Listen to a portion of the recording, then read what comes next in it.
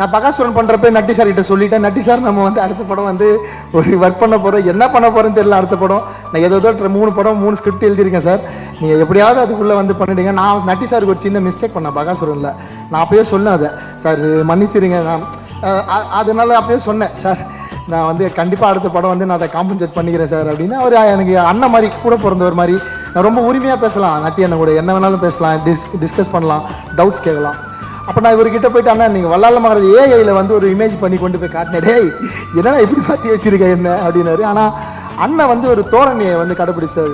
Sivaji sir ஒரு எப்படி ஒரு கம்பீரமாக இருப்பார், அந்த ட்ரெஸ் போட்டால் அந்த டைலாக் டெலிவரி சொல்கிறப்ப அந்த மாதிரி ஒரு பாடி லாங்குவேஜை, ஒரு தோரணையை வந்து எடுத்துக்கிட்டு அவர் டைலாக் டெலிவரி ஸ்பீடு, அவருக்கு பிடிச்ச ஒரு பெரிய ஆக்டர் இருக்கார் நம்ம தமிழ் சினிமாவில், சூப்பர் ஸ்டார்.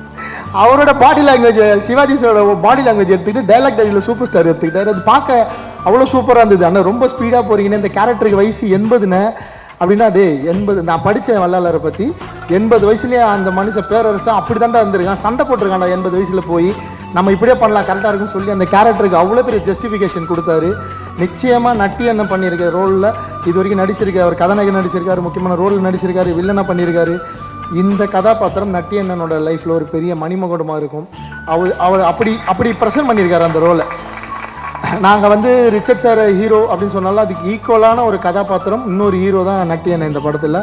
ஆனால் நம்ம வீரசிம்ம காடவராயனா பண்ணியிருக்க ரிச்சர்ட் சார் தான் படம் ஃபுல்லாக வருவார். நட்டி அண்ணன் ரோல் எல்லாருமே சொல்லிட்டாங்க கதையை, இவரை வந்து தோலை உரிச்சு தொங்க விட்டுருவாங்கன்னு. உண்மைதான், அந்த கதாபாத்திரத்தை அந்த எப்படி தோலை உரிச்சு தொங்க விட்டு போகிறாங்க, நான் யாரும் சொல்லக்கூடாது தான் சொன்னேன், பட் எல்லாம் எமோஷனில் சொல்லிட்டாங்க. சரி, அது எப்படி சும்மா பண்ணியிருக்கோம், ஜாலியாக பாருங்கள். ஸோ தோலை உரிச்சு தொங்க விட்டுருவேன் அப்படின்ற வார்த்தை உருவானது இவர் ஏற்ற கதாபாத்திரமான வீர வல்லால மகாராஜாவோட மரணத்திலிருந்து தான். இன்றைக்கி வரைக்கும் நம்ம அந்த வார்த்தையை பயன்படுத்துகிறோம். அதை பார்க்க போகிறீங்க திரையரங்கில் தெரிஞ்சு